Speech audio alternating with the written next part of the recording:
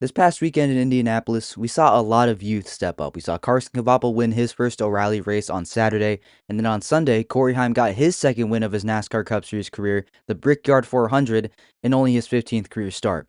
So with that, since it's the off week, I think it would be a great time to take a look at all the top prospects in NASCAR and do a little re-ranking of the top 10.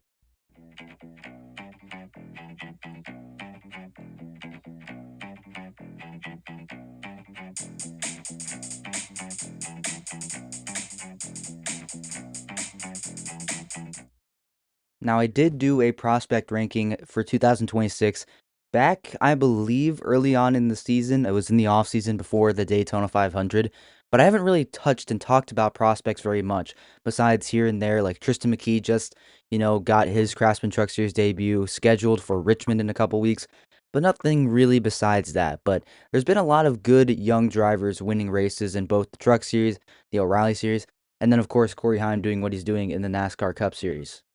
Let's go ahead and take a look at some of the top prospects in NASCAR. Starting off with a little bit of a tier that I like to call the others to watch tier. These aren't necessarily top prospects. I have a top 10 prospect list lined up right here, and then I got some honorable mentions.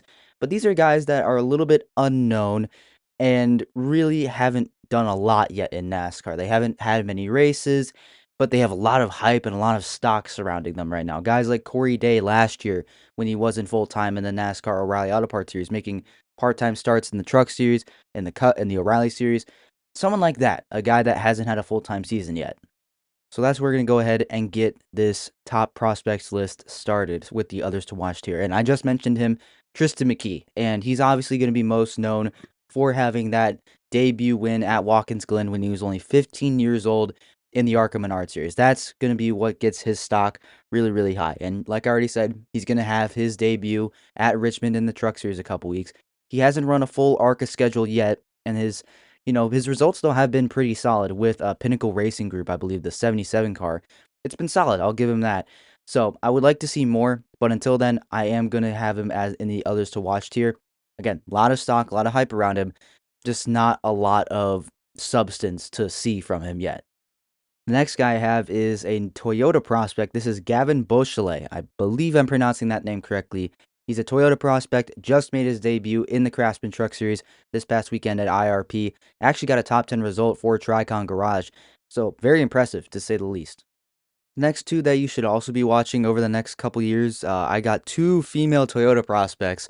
First is Jade Avedissian, and Jade Avedissian hasn't made many starts in ARCA this year. She's done a lot of Cars Tour racing on pavement, but she has made a couple in the ARCA Menard Series this year for Nitro Motorsports.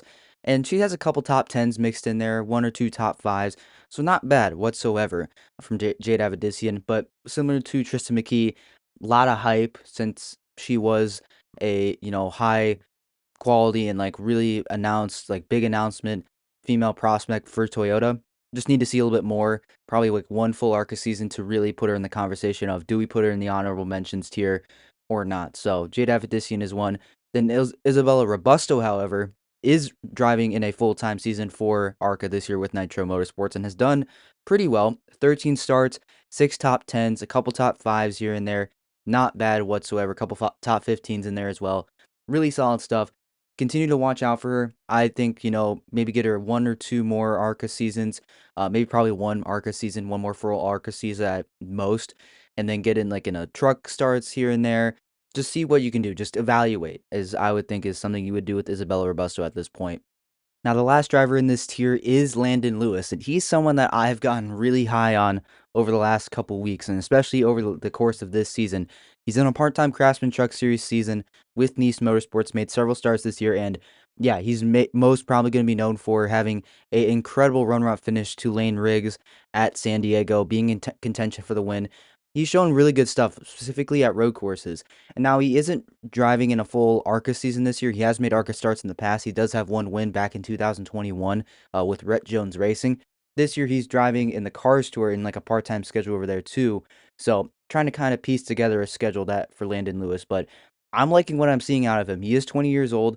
I think you can maybe expand a schedule for Landon Lewis next season and a lot of the other guys that Nice has over there for Chevrolet prospects. And I think we can see something there with Landon Lewis. So keep an eye out for him as well. Well, now let's go ahead and move on to the next portion of today's prospect rankings in NASCAR, the honorable mentions for the top 10. These are guys that are right there. They're on the cusp of possibly being in the top 10. They're in the conversation. They're just not quite in there yet. So let's start off with the first honorable mention. I have Andres Perez de Lara in the Craftsman Truck Series, and to be honest, he's impressed me a lot this year. Last year was a difficult year for him in his first year with Spire Motorsports. Ended up being let go mid-season from the truck. Ended up signing with Nice Motorsports. Just wasn't great, however. He finished 16th in points, 19th place average finish. This year, he's elevated a little bit to 18th place. He's got 2 top 10s on the year, so not incredible stats, but he's still in the conversation for the chase. So I'm willing to give Andres Perez some of that. Give him some credit here. He's not too far out, only 40 points out of the chase, so he's someone to keep an eye out for, especially as Nice kind of continues to rebuild their program in the Craftsman Truck Series. Next guy I have is William Sawalich for Joe Gibbs Racing in the O'Reilly Auto Parts Series. Currently 7 points out of the chase in his second full-time season with the team. We've seen some flashes in the Truck Series before, some good runs down there. Last season was a bit of a struggle for him. Not much success in his first full-time season, 18th in points. Very underwhelming for a Joe Gibbs Racing driver. This year, he has elevated his performance a little bit. He already has a win on the year, 6 top 5s, 9 top 10s, compared to last year, where he had 3 top 5s and had the same amount of top 10s throughout an entire full season. Average finish is still 16th, so not amazing, but still some good stuff for William Sawalich. I do believe he does have a pretty high ceiling. It just might take a little bit because, again, he's only 19 years old. Last year, he was 18 years old when he made his debut in the NASCAR O'Reilly Auto Parts Series full-time. So I'm willing to keep an eye out for him as an honorable mention because he is so young and has a lot of room to grow. Next up, I got Sammy Smith as another honorable mention, driving the 8 car for Junior Motorsports. He's been having a very solid season. He's currently 8th in points at the current moment, 10 top 10s, 6 top 5s. Not a bad stuff for Sammy Smith. Doesn't have a win on the year yet, but he's a very solid driver, very consistent. Currently averaging 11th place for an average finish, 8th in points. Doing very, very solid. Keep an eye out for him. Probably doesn't have nearly as high of a ceiling as some of these guys, maybe like William Sawalich or Andres Perez, but very consistent driver to keep an eye out for. The next honorable mention I have is Brendan Queen down in the Craftsman Truck Series for Calling Racing in his rookie season. He's definitely a little bit of an older prospect. He's 28 years old, making his first full-time season in the Craftsman Truck Series, but he's 14th in points for a Calling Ram team that just was formed. He's only 40 points out of the chase alongside his teammate of Justin Haley, and he's outrunning a Cup Series regular, a former Cup Series regular of Justin Haley, so pretty impressive stuff from Brendan Queen. 4 top 10s on the year, 16th place average finish. Not great, but again, it's a new team that just formed. They're still trying to figure it out. Brendan Queen is still trying to figure out these Craftsman trucks in his first full-time season, so really solid stuff from Brendan Queen. Keep an eye out for him moving forward.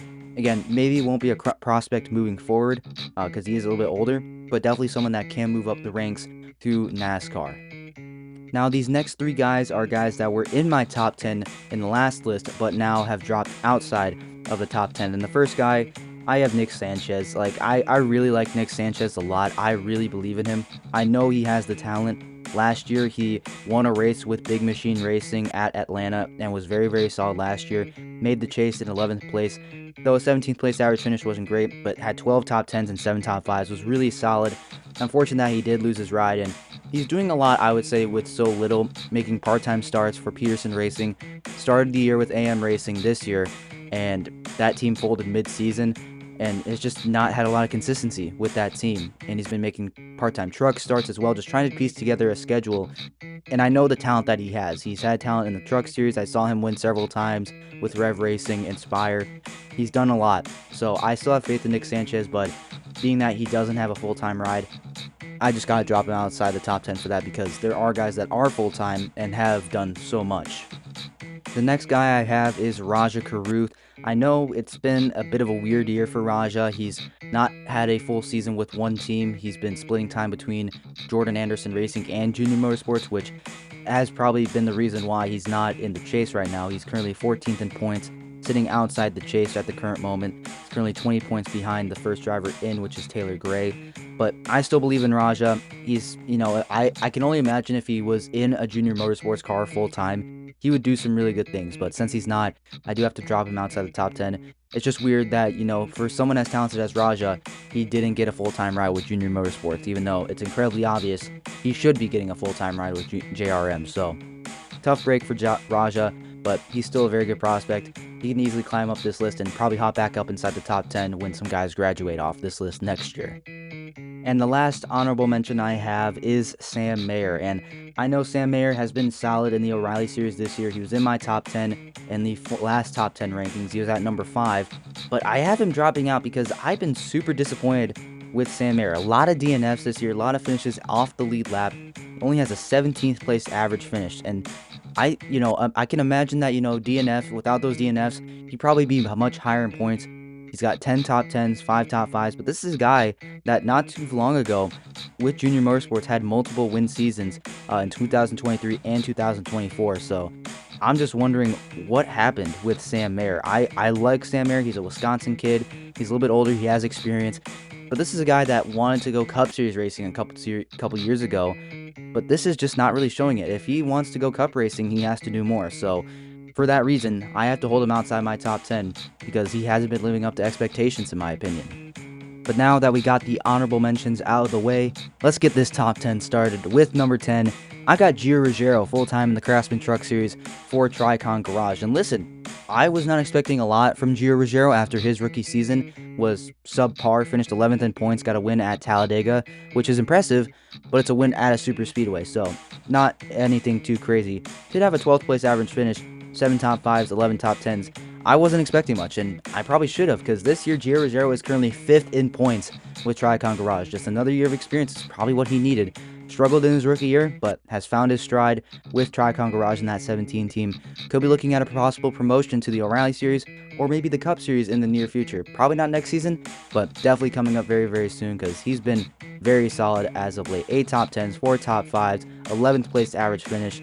Very solid stuff from Gio Ruggiero, who's currently top 5 in points and locked inside the chase.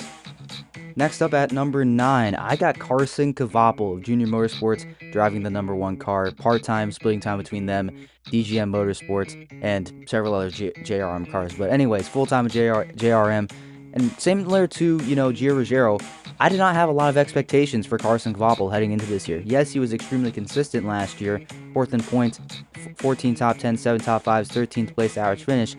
But I just wasn't expecting a lot from Carson. Didn't have a win, had struggled to find winning pace all year. It was just consistently inside the top 5, just didn't have enough to win races. And for that reason, since he's a little bit older, he's 23, I just wasn't expecting a lot. But this year, he definitely has flipped that on his head. And to be honest, could be a little bit higher up on this list and definitely making a name for himself at Junior Motorsports. Definitely showing that he can have a full-time ride in one JRM car and shouldn't be swapping cars every single week. It's very impressive stuff. He got his first win at Indianapolis. He's 2nd in points right now behind his teammate of Justin Allgaier in a very competitive NASCAR O'Reilly Auto Parts Series standings. I'm liking what I'm seeing from Carson Kvapil. He definitely proved me wrong. Same with him and Gio Ruggiero. So they both get spots inside my top 10. Next up, at number 8, I have Chandler Smith, full-time in the Craftsman Truck Series, driving for Front Row Motorsports in the 38. However, that won't be for very long because he will be looking for a new ride next season for 2027. But Chandler Smith started the year outside of my top 10 alongside Carson Kvapil and Gio Ruggiero, just because I, wasn't really sure what he could do.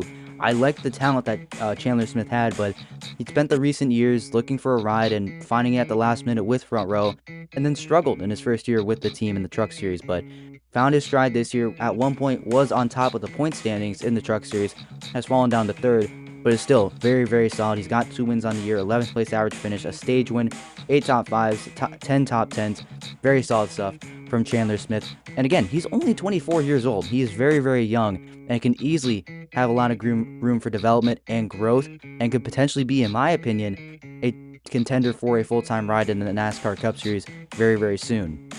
Next up, at number 7, I got Christian Eckes. Eckes I was really high on going into the year. I had him at number 4. He's down to number 7. It's just because he's been very quiet, I would say. He hasn't done anything too special yet. He's got 3 stage wins on the year, 12th place average finish, 5 top 5s, 10 top 10s. Very solid stats in his return to the Truck Series with McAnally Hilgeman Racing. But I was expecting Christian Eckes to be, dominating the Craftsman Truck Series since there's no more Corey Heim, no Carson Hocevar. He would be the big name, and he's the veteran of the Craftsman Truck Series. And this year he just hasn't won anything yet, but he's been very, very solid, and he definitely still is a top 10 prospect in NASCAR. And I would like to see him get another opportunity in a higher division of the series, possibly in the O'Reilly Series, maybe with a Chevrolet team, because he seems like a Chevrolet guy. I would really like to see that for Christian Eckes, and I don't want to really see him be just, a Truck Series lifer, because he is running out of time, I would say, to develop. He's hitting that prime of his career. He's 25 years old. I would like to see more from Christian Eckes and see him get another opportunity in a higher division of NASCAR, because I do think he does deserve it, but he does need to get some wins on the board if he does want to continue saying that, hey, I deserve to get a full-time ride in a higher division of the series. So I like Christian Eckes, but just got to do a little bit more, lead some more laps, get some wins. Let's see it from Christian Eckes. So I got Christian down to number 7, but still very, very solid. Now moving on to number 6, I got Corey Day of Hendrick Motorsports in the 17 car full time. Yeah, Corey Day, been very, very, very, very, very surprising. I'm losing a lot of varies because I wasn't expecting a lot from Corey Day. I had him ranked 8th to start the year just because we hadn't seen a lot of him. He was going into his rookie season, but I was kind of leaning into the hype of him because I liked the ceiling that he had compared to guys mid-season like Chandler Smith, Carson Cavapo, Gio Ruggiero, Sammy Smith, Brandon Queen, Taylor Gray. Those guys that didn't make the top 10, I had him in over because I liked the ceiling on Corey Day, and to an extent, I would say we've seen it. He's got 2 stage wins on the year, 6 top 5s, 15 top 10s, and 2 wins on the year. Very solid stuff. However, one of those did come at a super speedway. The other one did come at Dover, though, which is very impressive. So I got to give Corey Day some credit. He has really proved himself and shown that he can have that incredibly high ceiling to be a driver, to be a future driver of a Hendrick Motorsports car in the NASCAR Cup Series. So I got Corey Day at 6, but he can easily be the number 1 prospect very, very soon. Now moving on to number 5, I got Caden Honeycutt. He's up 2 spots from his preseason ranking where he was at number 7. This year being his first full-time season with Tricon Garage and the 11 truck, being the big headliner of the team, being the team leader. He's done really well. He's second in points right now, battling it out with Lane Riggs. Got to win 9 top 5s, 11 top 10s, a 9th place average finish. Very, very good stuff from Caden Honeycutt. And I will say, he's 23 years old, but he doesn't look 23 because with his beard and just his facial features, he does not look 23 years old. But still, very, very young still, 23. A lot of room to grow still. Is going to be a top Toyota prospect moving forward. And just overall, a top prospect in NASCAR for a couple more years before hopefully he gets a full-time ride in NASCAR soon, at least in a higher division. At number 4, I got Jesse Love. He's down 1 spot from his preseason ranking at number 3, and that's just because, Jesse Love's been very consistent. 3rd in points right now. He's proving to everyone that, hey, I do deserve to have that 2025 NASCAR O'Reilly Auto Parts Series championship. He's doing very well. 3 stage wins on the year, 11th place average finish, 7 top 5s, 13 top 10s. Very good stuff. Just hasn't won anything yet, but that's mostly because Justin Allgaier exists and he's scooping up every win left and right. So can't fault that on Jesse Love, but we already know that he's going to be moving up full-time to the NASCAR Cup Series with the Wood Brothers next season. Maybe possibly a Penske ride on the horizon for Jesse Love. So great for Jesse Love. Very happy for him. He will be graduating off this list by the time this comes out next season for the 2027 season. He won't be a prospect anymore. He will be a NASCAR Cup Series driver. But very exciting stuff for Jesse Love. He's going to come in mid-season at number 4.